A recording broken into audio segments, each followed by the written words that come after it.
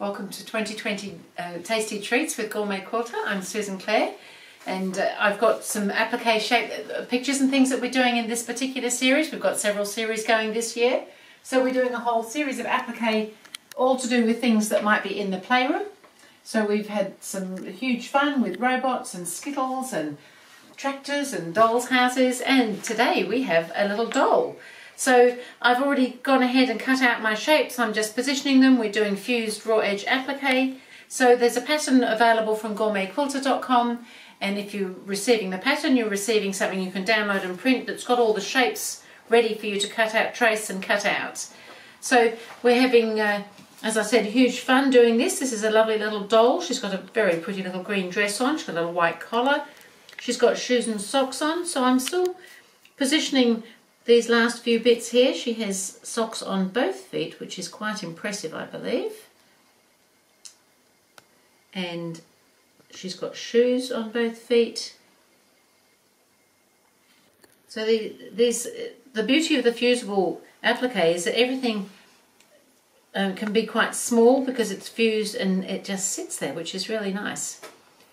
So she's got little hands coming out of her dress, as you might expect. And she has a face. Now her face has got eyes and a little mouth on it, and so I'm going to mark those with some fabric marking pens. So I use these Pigma pens, micron pens. They're just a really fine pen, and I have a couple of colours. So I have a black, a brown and a red. Often I just need the black, but I figured that it's a little doll and she might have a little, perhaps a little red mouth. So I'm just going to, so on the face shape here, if you trace your little shapes that you need to help with the positioning, you could just mark them if you're going to do it with a pencil or something, or if you do it while the fusible web's still on the back with a light source behind, you can probably see enough to be able to mark them.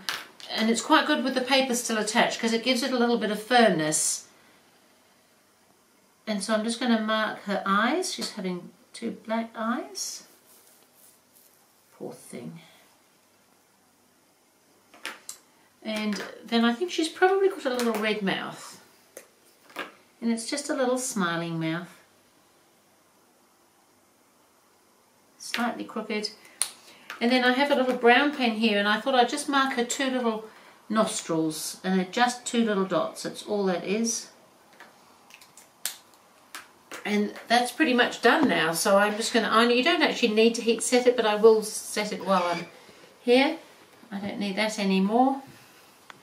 And so she's looking quite cute. And so I'm going to position that now on top here. So in the pattern, the pieces are numbered, and the lower the number most often indicates that there's a good chance it's sitting underneath something else. So the higher the number, it's going to be one of the later pieces to put on, and probably on top. And then she's got this wonderful mop of hair which just comes down something like that. Maybe a touch. That's looking pretty good, I think, so I'll just need to get that all ironed. So that's our little dolly. So I'm just going to iron everything in place now. Now we've got a few thicknesses in a couple of places, particularly where the socks and shoes are. And so I'm just going to iron it from the back side as well to make sure that's all fused on properly so that it won't lift off while we're trying to sew it in place. So the other thing I did with this one, because she's a fairly symmetrical shape, I did do a finger press line before we started positioning anything so that I could get her legs and things sitting fairly evenly. So that's all we needed to do on the ironing for the moment, and now we're ready to do some stitching. So I'm doing free motion, not quite ready. Because I'm free motion stitching, I need to put a stabilizer behind.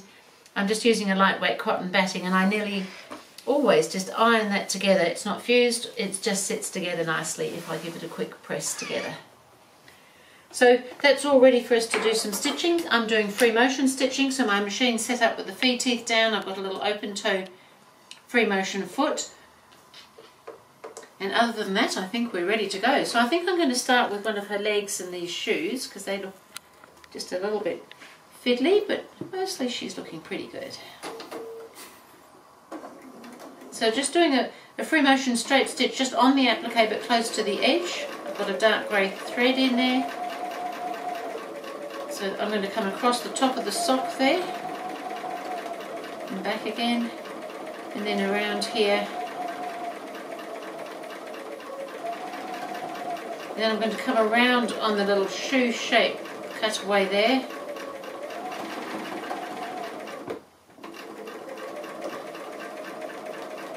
So you just need to take things slowly when they're little like this.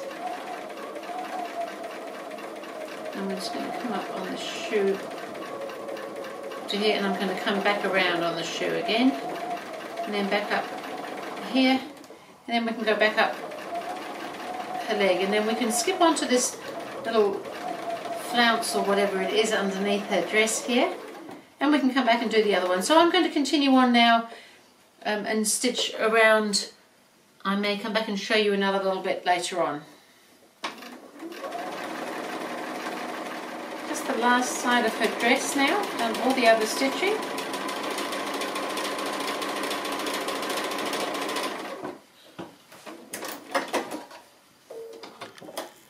Snip off my thread there. So I did have to stop and start a couple of times when I was doing her face and her little collar, because I didn't want to have too much heavy stitching on those areas. Just give it a little press, and she is looking cute. I wonder what her name is. So she said that she'd love to be up here in this playroom. She's going to be over here. So that's applique number 14 that we've done out of our 20. So I'll see you again with applique in the playroom number 15.